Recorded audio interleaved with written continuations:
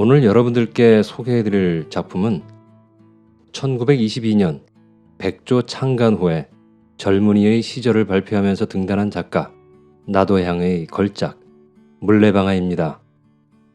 1925년 조선문단에 발표된 이 소설은 순수소설, 낭만주의 소설로 분류가 되는데요. 이 작품에서의 주요 배경이 되는 물레방앗간은 성적인 에로티시즘을 상징적으로 나타내는 공간입니다. 작품과 작가에 대한 소개는 간단하게 여기까지만 하고요. 그럼 바로 작품 읽기에 들어가겠습니다. 끝까지 재미있게 감상해 주시면 고맙겠습니다.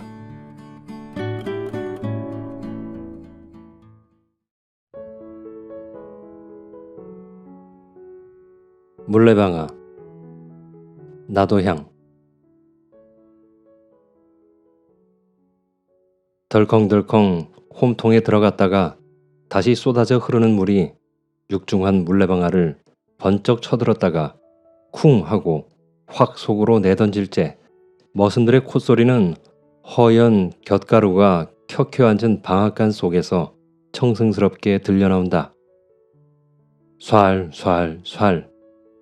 구슬이 되었다가 은가루가 되고 탯줄기같이 뻗치었다가 다시 꽝꽝 쏟아져 청룡이 되고 백룡이 되어 용솟음쳐 흐르는 물이 저쪽 산모퉁이를 심리나 두고 돌아 다시 이쪽 들 복판을 오리쯤 꿰뚫은 뒤에 이방원이가 사는 동네 앞 기슭을 스쳐 지나가는데 그 위에 물레방아 하나가 놓여 있다. 물레방아에서 들여다보면 동북간으로 큼직한 마을이 있으니 이 마을이 가장 부자요 가장 세력이 있는 사람으로 이름을 신치규라고 부른다. 이방원이란 사람은 그 집의 막실살이를 하여가며 그의 땅을 경작하여 자기 아내와 두 사람이 그날그날을 지내간다. 어떠한 가을밤 유난히 밝은 달이 고요한 이 촌을 한적하게 비칠 때 그 물레방앗간 옆에 어떠한 여자 하나와 어떤 남자 하나가 서서 이야기를 하는 소리가 들리었다. 그 여자는 방원의 아내로 지금 나이가 22살, 한참 정열에 타는 가슴으로 가장 행복스러울 나이의 젊은 여자요. 그 남자는 50이 반이 넘어 인생으로서 살아올 길을 다 살고서 거의 쇠멸의 구렁이를 향하여 가는 늙은이다. 그의 말소리는 마치 그 여자를 달래는 것 같이 예, 내 말이 조금도 그럴 것이 없지? 쇳내 할멈에게도 자세한 말을 들었을 터이지만은 너 생각해보아라. 내가 허락만 하면 무엇이든지 내가 하고 싶다는 것은 내가 전부 해줄 터이란 말이야. 그까지 방원이 녀석하고 내가 몇백 년 살아야 언제든지 막실 구석을 면하지 못할 터이니 하하. 사람이란 젊어서 호강해보지 못하면 평생 호강 한번 하여보지 못하고 죽을 것이 아니냐. 내가 말하는 것이 조금은 잘못하는 것이 없느니라. 대강 너의 말을 쇳내 할멈에게 듣기는 들었으나 그래도 너에게 한번 바로 대고 듣는 것만 못해서 이리로 만나자고 한 것이다. 너의 마음은 어떠냐? 어디, 하하. 내 앞이라고 조금 더 어떻게 알지 말고 이야기해봐. 응?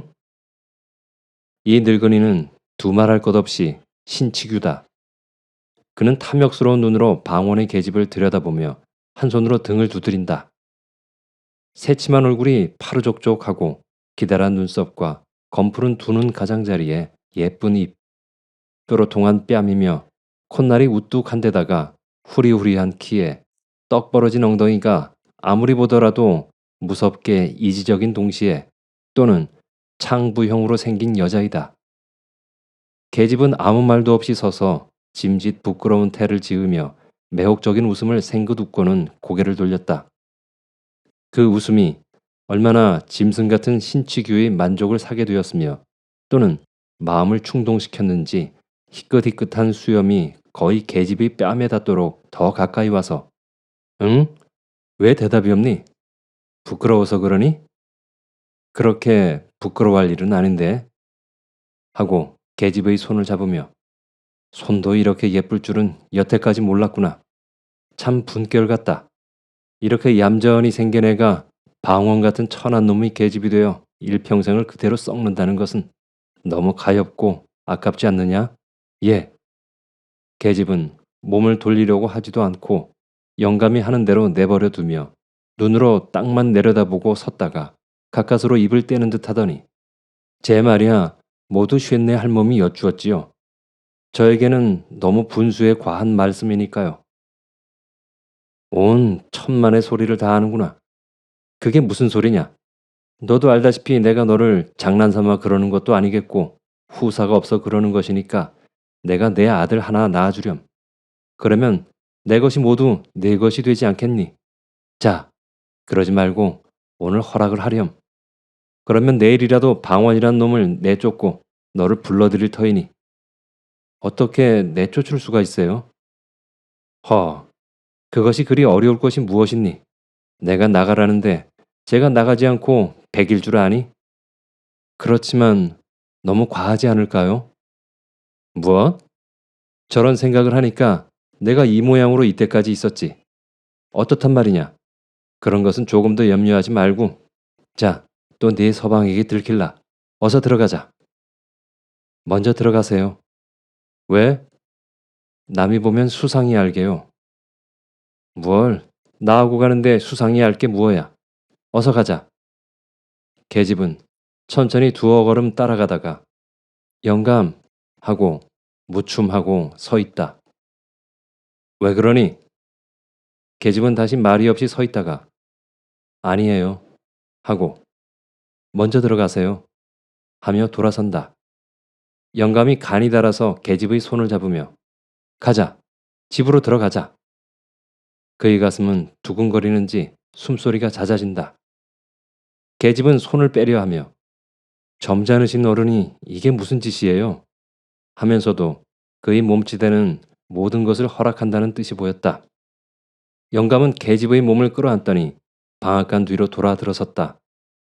계집은 영감 가슴에 안겨서 정욕이 가득한 눈으로 그를 보면서 영감 말 한마디 하고 침 한 번 삼키었다. 영감이 거짓말은 안 하시지요? 아니, 그의 말은 떨리었다. 계집은 영감의 팔을 한 손으로 잡고 또 한 손으로는 방앗간 속을 가리켰다. 저리로 들어가세요. 영감과 계집은 방앗간에서 2, 30분 후에 다시 나왔다. 사흘이 지난 뒤에 신치규는 방원이를 자기 집 사랑 마당 앞으로 불렀다. 예. 방원은 상전이라 고개를 숙이고 네. 공손하게 대답을 하였다. 네가 그간 내 집에서 정성스럽게 일을 한 것은 고마운 일이지만은 점장과 주자를 빼면서 신치규는 말을 꺼내었다. 방원의 가슴은 이 많은 이라는 말 뒤에 이어질 말을 미리 깨달은 듯이 온 전신의 피가 가슴으로 모여드는 듯 하더니 다시 터럭이라는 터럭은 전부 거꾸로 일어서는 듯 하였다. 오늘부터는 우리 집에 사정이 있어 그러니 내 집에 있지 말고 다른 곳에 좋은 곳을 찾아가 보아라. 아무 조건도 없다. 또한 이곳에서도 할 말이 없다. 죽으라고 하면 죽는 신용이라도 해야 하는 것이다. 주인은 돈 가지고 사람을 사고 팔 수도 있는 것이다. 방원은 가슴이 답답하였다. 자기 혼자 몸 같으면 어디 가서 어떻게 빌어먹더라도 살 수가 있지만은 사랑하는 아내를 구해갈 길이 막연하다. 그는 고개를 굽히고 허리를 굽히고 나중에는 마음을 굽히어 사정도 하여 보고 애걸도 하여 보았다. 그러나 그것은 헛된 일이다. 주인의 마음은 쇠나 돌보다도 더 굳었다. 그는 하는 수 없이 자기 아내에게 그 이야기를 하였다. 그리고 아내더러 안주인 마님께 사정을 좀 하여 얼마간이라도 더 있게 하여 달라고 하여 보라 하였다. 그러나 아내는 방원의 말을 들을 리가 없었다. 도리어 그러면 어떻게 한단 말이오? 이제부터는 나를 어떻게 먹여 살릴 터이요? 너는 그렇게도 먹고 살 수 없을까봐 겁이 나니? 겁이 나지 않고 생각해 보구려. 인제는 꼼짝할 수 없이 죽지 않았소? 죽어? 그럼 임자가 나를 데리고 이곳에서 올 때에 무엇라고 하였소? 어떻게 해서든지 너 하나야 먹여 살리지 못하겠느냐고 하였지요. 그래. 그래, 얼마나 나를 잘 먹여 살리고 나를 호강시켰소. 여태까지 이 대나 되도록 끌고 돌아다닌다는 것이 남의 집 행랑이었지요? 예, 그것을 내가 모르고 하는 말이냐? 내가 하려고 하지 않아서 그렇게 된 것이냐? 차차 살아가는 동안에 무슨 일이든지 생기겠지. 설마 요대로 늙어 죽기야 하겠니? 듣기 싫소. 뿔 떨어지면 구워 먹지. 어느 천년에. 방언이는 가뜩이나 내어 쫓기고 화가 나는데 계집까지 그리하니까 속에서 열화가 치밀어 올라왔다. 이 육시를 하고도 남을 년, 왜 남의 마음을 글컹거리니? 왜 사람에게 욕을 해? 이년아, 욕 좀 하면 어떠냐? 왜 욕을 해? 계집이 얼굴이 노래지며 대든다. 이년이 바락인가? 누가 바락이야? 계집년 하나 건사 못하는 위인이 계집 보고 욕만 하고 한 게 무어야? 그래, 은가락지 은비녀나 한 벌 사주어 보았어? 내가 임자하자고 하는 대로 하지 않은 것이 없지. 이년아, 은가락지 은비녀가 그렇게 갖고 싶으냐? 이 더러운 년아. 무엇이 더러워? 너는 얼마나 정한 놈이냐? 계집의 입속에서는 놈소리가 나오기 시작한다. 이년 보게 누구더러 놈이래 하고 손길이 계집의 낭자를 휘어잡더니 그대로 집어들고 두어 번 주먹으로 등줄기를 후리었다. 이 주리대를 안길련 발길이 엉덩이를 두어 번 지르니까 계집은 그대로 거꾸러졌다가 다시 일어났다. 풀어 해뜨린 머리가 치렁치렁 끌리고 찔룩한 눈에는 도끼가 섞이었다. 왜 사람을 치니? 이놈 죽여라 죽여. 어디 죽여보아라. 이놈 나 죽고 너 죽자. 하고 달려드는 계집을 후려서 거꾸로 뜨리고서 인연이 죽으려고 기를 쓰나? 방원이가 계집을 치는 것은 그것이 주먹을 가지고 하는 일종의 농담이다. 그는 주먹이나 발길이 계집의 몸에 닿을 때 거기에 얻어맞는 계집의 살이 아픈 것보다 더 찌르르하게 가슴 한복판을 찌르는 아픔을 방원은 깨닫는 것이다. 홧김에 계집을 치는 것이 실상은 자기의 마음을 자기의 이빨로 물어뜯는 것이나 다름이 없는 것이다. 때리는 그에게는 몹시 애처로움이 있고 불쌍함이 있는 것이다. 그러나 자기의 화풀이를 받아주는 사람은 아직까지도 계집밖에는 없었다. 제일 만만하다는 것보다도 가장 마음 놓고 화풀이를 할 수 있습니다. 싸움한 뒤 하루가 못 되어 두 사람이 베개를 나란히 하고 서로 꼭 끼고 잘 때에는 그렇게 고맙고 그렇게 감격이 일어나는 위안이 또다시 없습니다. 계집을 치고 화풀이를 하고 난 뒤에 다시 가슴을 애는 듯한 후회와 더 뜨거운 포옹으로 위로를 받을 그때에는 두 사람 아니라 방원에게는 그만큼 힘있고 뜨거운 믿음이 또다시 없는 까닭이다. 계집은 일부러 소리를 높여 꺼이꺼이 운다. 온 마을 사람이 거의 귀를 기울였으나 응, 또 사랑 타령을 하는군 하고 도리어 그 싸움을 부러워하였다. 옆집 젊은 것이 와서 싱글싱글 웃으면서 들여다보고 이제 그만두라고 하며 말리는 신용을 한다. 동네 아이들만 마당 앞에 쭉 늘어서서 눈들이 뚱굴해서 구경을 한다. 그날 저녁에 방호는 술이 얼근하여 돌아왔다. 아까 계집을 차던 마음은 어느덧 풀어지고 술로 흥분된 마음에 그는 계집의 품이 몹시 그리워져서 자기 아내에게 사과를 할 마음까지 생기었다. 본시 사람이 좋고 마음이 약하고 다정한 그는 무식하게 자라난 까닭에 무지한 짓을 하기는 하나 그것은 결코 그의 성격을 말하는 무지함이 아니다. 그는 비척거리면서 집으로 향하는 길에 거슴츠레하게 풀린 눈을 스르르 내리감고 혼자 소리로 빌어먹을 놈. 나가라면 나가지 무서운가? 제 집 아니면 살 곳이 없는 줄 아는 게로군. 흥, 되지 않게 다 무엇이냐? 돈만 있으면 제일이냐? 이놈, 내가 그러다가는 이 주먹 맛을 언제든지 볼라. 그대로 곱게 되질 줄 아니? 하고 개천 하나를 건너뛴 후에 돈이 무엇이냐? 한참 생각하다가 에후, 한숨을 쉬고 나서 돈이 사람 죽이는구나. 돈, 돈, 흥, 사람 나고 돈 났지. 돈 나고 사람 났니? 또 징검다리를 비척비척하고 건넌 뒤에 고 베라 먹으려니 왜 그렇게 포다를 부려서 장부의 마음을 긁어놓아. 그의 목소리에는 말할 수 없이 다정한 맛이 있었다. 그는 자기 계집을 생각하면 모든 불평이 쓰러지는 듯이 숙였던 고개를 쳐들어 하늘을 보면서 저도 고생은 고생이지 하고 다시 고개를 숙인 후 내가 너무해. 너무 그럴 게 아닌데. 그는 자기 집에 와서 문고리를 붙잡고 잡아 흔들면서 예, 자니? 자. 그러나 대답이 없고 깜깜하다. 인연이 어디를 갔어? 그는 문짝을 깨어지라 하고 닫힌 후에 다시 길거리로 나와 그 옆집으로 가서 여보 아주머니, 우리 집 색시 어디 갔는지 보았소? 밥들을 먹던 옆에 집 내외는 어디서 또 취했소 그려? 애 어머니가 아까 머리 단장을 하더니 저 방앗개로 갑디다. 방앗개로? 네, 빌어먹을련. 방앗개로는 무얼 먹으러 갔누? 다시 혼자 방아를 향하여 가면서 혼자 중얼거린다.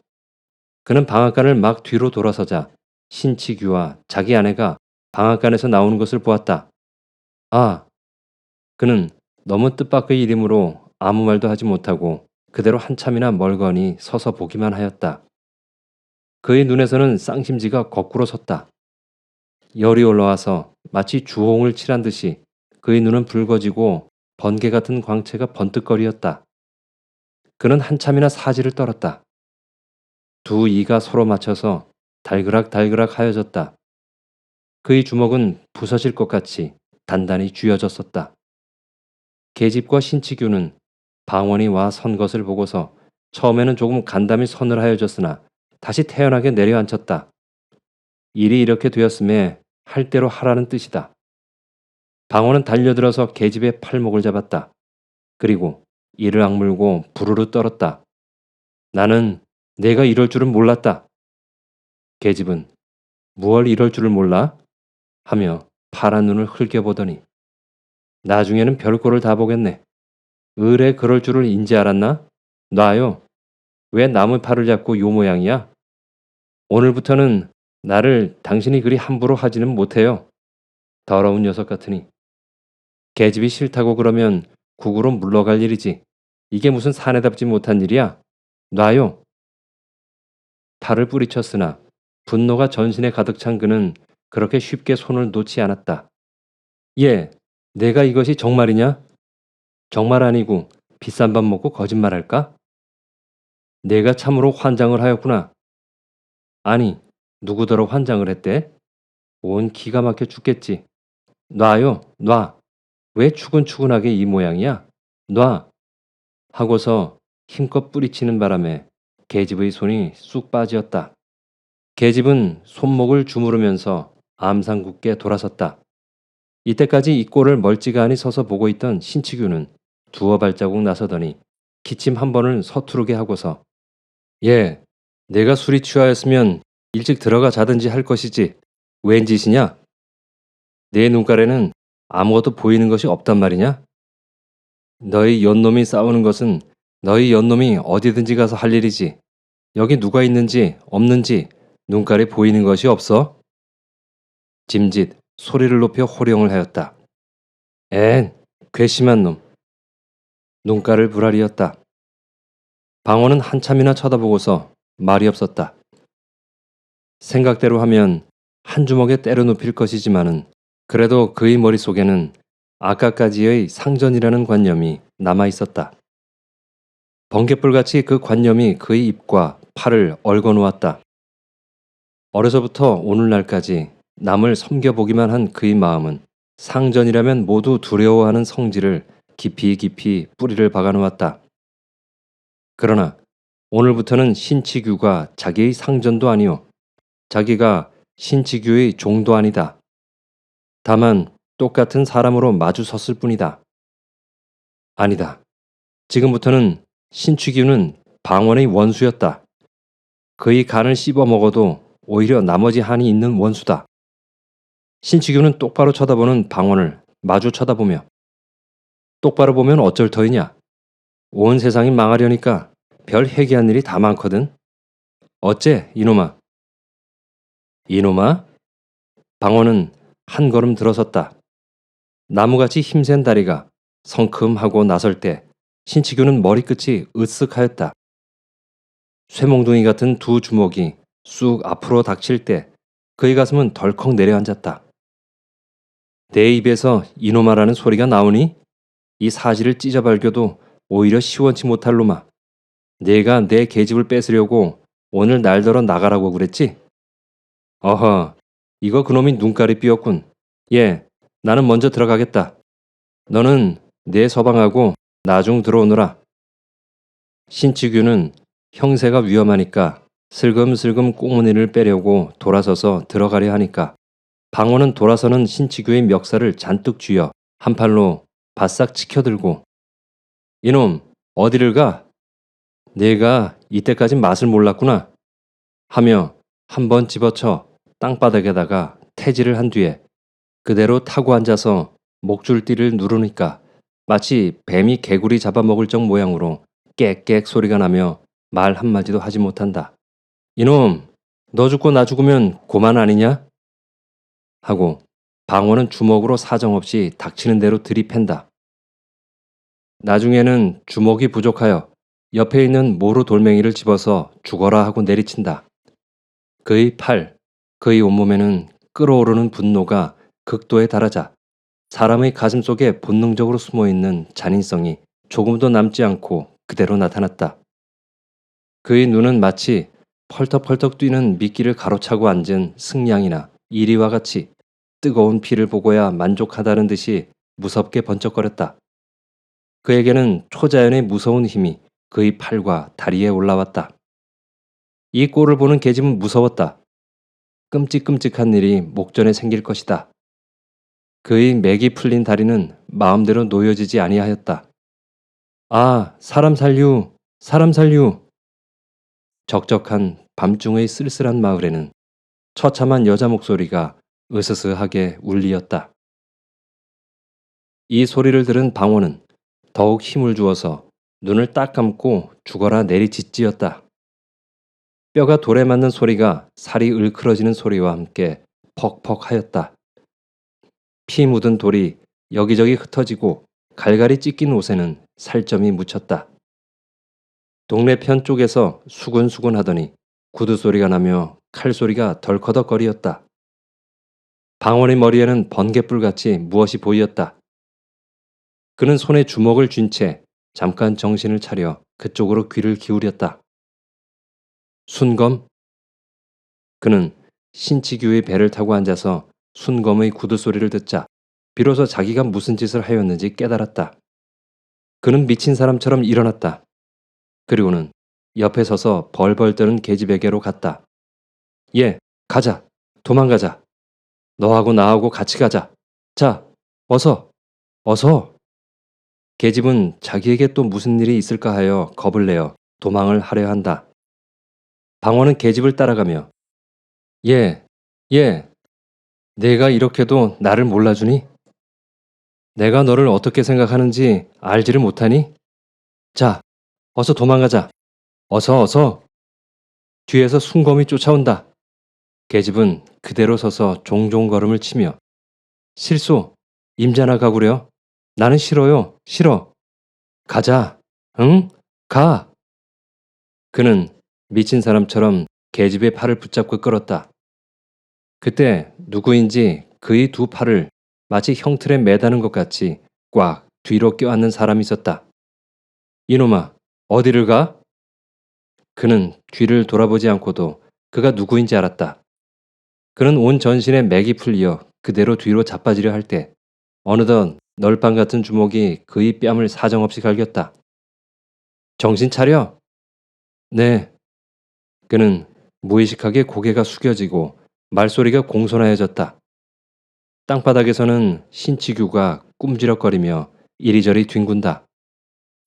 청승스러운 비명이 들린다. 방원은 포승지인 채 주재소로 끌려가고 계집은 그대로, 신치규는 머슴들이 업어들였다. 석 달이 지났다. 상해죄로 감옥에서 복역을 하던 방원은 만기가 되어 추록을 하였다. 그러나 신치규는 아무 일 없이 자기 집에서 치료하고 방원의 계집을 데려다 산다. 신치규는 온몸이 나은 뒤에 홀로 생각하였다.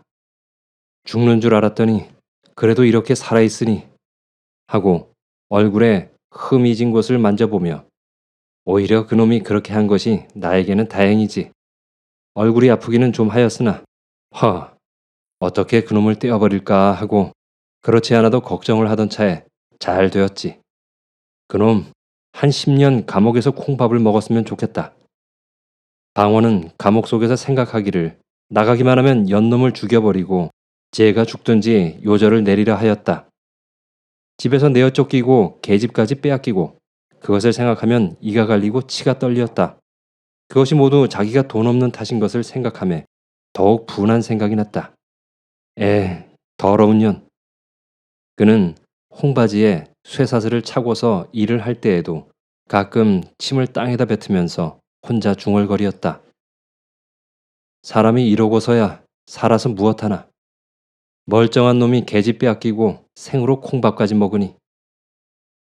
그가 감옥에서 나올 때에는 감옥서를 다시 한번 둘러보고 그가 여기서 마지막으로 목숨을 잃어버리든지 그렇지 않으면 그가 그 손으로 그의 목을 찔러 죽든지 무슨 요절이 날 것을 생각하고 다시 온몸에 힘을 주고 씁쓸한 웃음을 웃었다. 그는 200리나 되는 길을 걸어서 계집이 사는 촌에를 왔다. 그러나 아무도 그를 아는 척하는 사람이 없었다. 전에 친하게 지내던 사람들도 그를 보고 피해갔다. 마치 문둥병자나 마찬가지 대우를 하였다.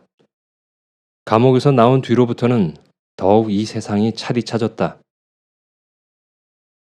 자기가 상상하던 것보다도 더 무정하여졌다.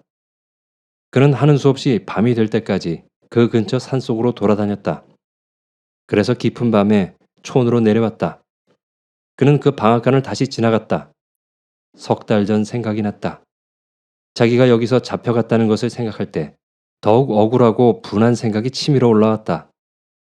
그는 한참이나 거기 서서 그때 일을 생각하고 몸서리를 친 후에 다시 그 전 집을 찾아갔다. 날이 몹시 추워지고 눈이 쌓였다. 옷은 입은 것이 가을에 입고 감옥에 들어갔던 그것이므로 살을 애는 듯한 것이로 돼 그는 분한 생각과 흥분된 마음에 그것도 몰랐다. 연놈을 모두 처치를 해버려? 혼자 속으로 궁리를 하다가 그렇지, 그까짓 것들은 살려두어 쓸데없는 인생들이야 하면서 옆구리에 지른 기름한 단도를 다시 만져보았다. 그는 감격스런 마음으로 그것을 쓰다듬었다. 그는 신치규의 집 우를 넘어 들어갔다. 그의 발은 전에 다닐 적 같이 익숙하였다. 그는 사랑을 엿보고 다시 뒤로 돌아서 건너방 창 밑에 와 섰었다. 귀를 기울였으나 아무 말도 들리지 않았다. 그는 손에 칼을 빼들었다. 그러고는 일부러 뒤 창문을 달각달각 흔들었다. 그 뉘?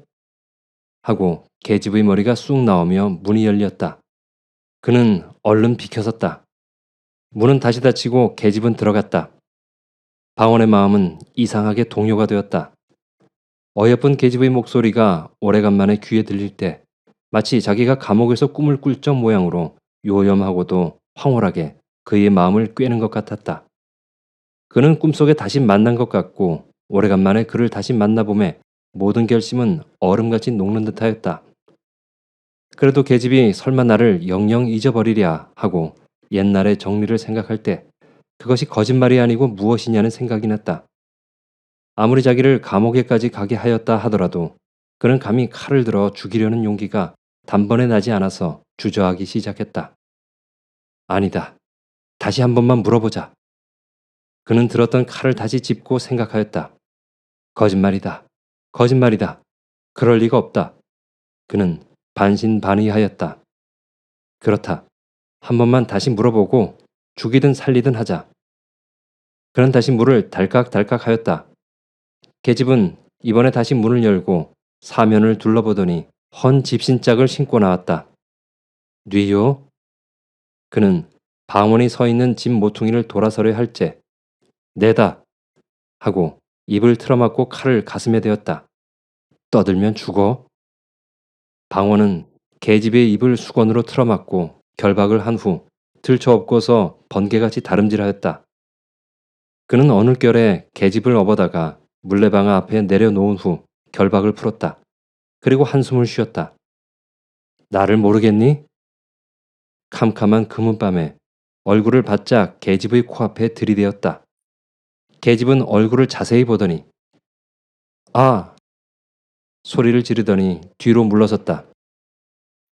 조금 더 놀랄 것 없다. 오늘 네가 내 말을 들으면 살려줄 것이요. 그렇지 않으면 이것이야. 하고 시퍼런 칼을 들이대었다. 계집은 다시 태연하게 말이요? 임자의 말을 들을 것 같으면 벌써 들었지요. 이때까지 있겠소? 임자도 남의 마음을 알지요. 임자와 나와 2년 전에 이곳으로 도망해 올 적에도 전 남편이 나를 죽이겠다고 칼로 허리를 찔러 그 흠이 있는 것을 날마다 밤에 당신이 어루만지었지요. 내가 그까지 칼쯤을 무서워서 나 하고 싶은 짓을 못한단 말이오? 행! 이게 무슨 비겁한 짓이오? 사내 자식이. 자, 찌르려거든 찔러보아요. 자, 자. 계집은 두 가슴을 벌리고 대들었다. 방원은 너무 계집의 태도가 대담하므로 들었던 칼이 도리어 뒤로 움찔할 만큼 기가 막혔다. 그는 무의식하게 정말이냐? 하고 한 걸음 더 가까이 나섰다. 정말이 아니고 내가 비록 여자이지만은 당신같이 겁쟁이는 아니라오. 이것이 도무지 무엇이오? 계집은 그래도 두려웠던지 방원의 손에 든 칼을 뿌리쳐 땅에 떨어뜨리었다. 이 칼이 땅에 떨어지자 방원은 여태까지 용사와 같이 보이던 계집이 몹시 비겁스럽고 더러워 보이어 다시 칼을 집어들고 덤비었다.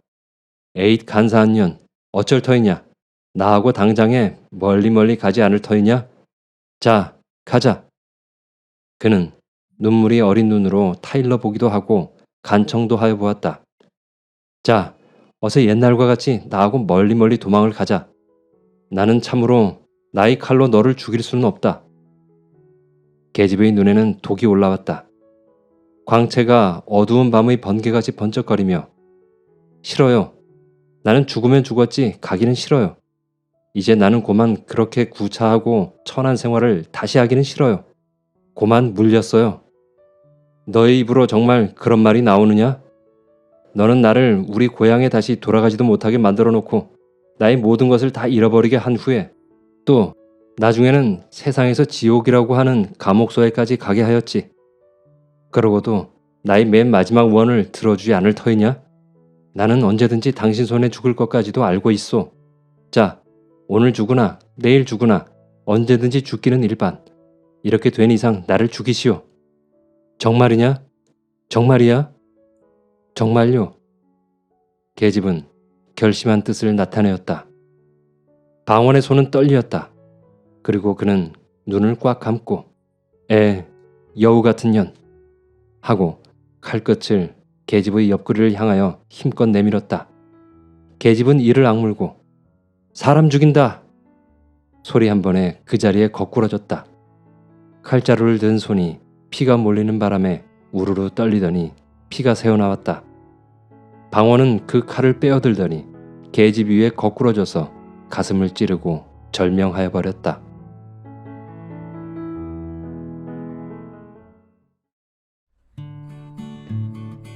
재미있게 들으셨나요?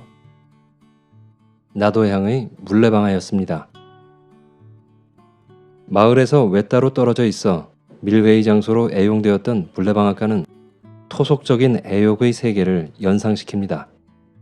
물레방아의 돌고 돌아가는 모습은 인생 유전을, 벗어나지 못하고 맴도는 것은 운명적인 굴레를 상징하기도 하죠. 이 나도양의 물레방아와 같은 신경향파 소설은 계급에 따른 적대관계나 경제적 궁핍으로 인해 살인이나 방화로 결말지어지는 경우가 많습니다. 방원의 살인은 지주와의 대립관계에서 비롯된 것이 아니라 치정관계에서 비롯된 것이죠. 작가는 가진 자, 즉 신치규와 못 가진 자, 즉 이방원의 갈등을 그리고 있지만 본능적인 욕망과 물질에 대한 탐욕이 빚어낸 인간의 타락을 주제로 삼고 있습니다. 그리고 소설 속에서 보여지듯이 요염한 방원의 아내에 비해 방원은 꽤 순순한 애정관을 가지고 있다고 볼 수 있습니다. 도덕성이 결여된 계집은 방원의 애정보다는 신치교의 돈과 욕망을 선택합니다. 이 작품은 물질 만능주의에 의해 인간성이 상실될 수 있음을 경고하고 있습니다. 끝까지 재밌게 들으셨길 바랍니다. 지금까지 나도 향의 물레방아를 감상하셨습니다. 그럼 저는 다음 이 시간에 또 좋은 작품으로 찾아뵙도록 하겠습니다. 끝까지 함께 해주신 여러분 감사합니다. 오늘도 행복한 하루 보내세요.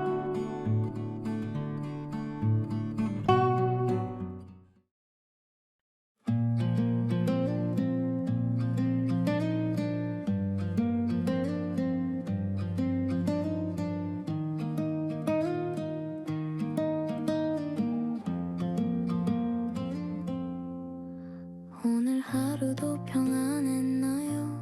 그대의 미소 떠올리며 밤하늘 위로 떠오른 작은 별 하나 세어봐요.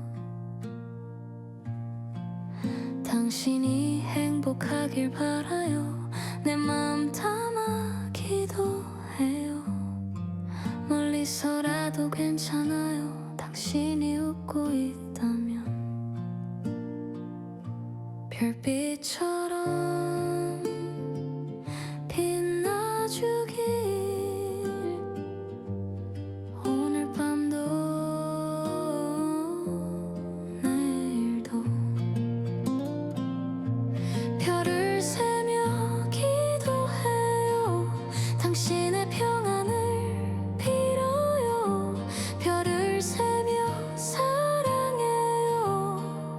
오늘 하루도 당신이 무사하길. 밤하늘에 빛나는 수많은 별들만큼 그대를 향한 내 마음 끝이 없어요. 하나 둘 셋 세어가며 당신을 생각해요.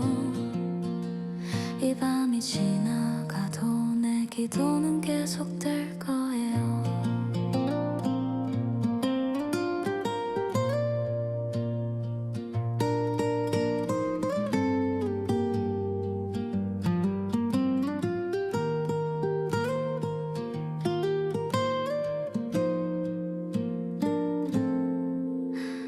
힘든 하루였나요? 지친 마음 내려놓아요. 별빛이 비추는 이 밤 당신을 감싸 안아줄 거예요. 내가 옆에 없어도 당신은 혼자가 아니에요. 하늘 위 별들이 당신을 지켜줄 테니까. 별빛처럼 따뜻하게 오늘 밤도 내일도 별을 세며 기도해요. 당신의 평안을 빌어요. 별을 세며 사랑해요. 오늘 하루도 당신이 무사하길. 하나 둘 셋 별을 세며 당신을 생각해요. 얼마나 많은 밤을 이렇게 보냈을까요? 당신의 행복을 빌며 별을 세워온 날들 앞으로도 계속 이렇게 기도할게요. 당신이 평안하길 사랑하는 마음으로. 별을 세며 기도해요. 당신의 평안을 빌어요. 별을 세며 사랑해요. 오늘 하루도 내일 하루도 당신이 행복하길. 밤하늘에 빛나는 수많은 별들만큼 그대를 향한 내 마음 끝이 없어요. 하나 둘 셋 세어가며 당신을 생각해요. 이 밤이 지나가도 내일이 와도 내 기도는 계속될 거예요.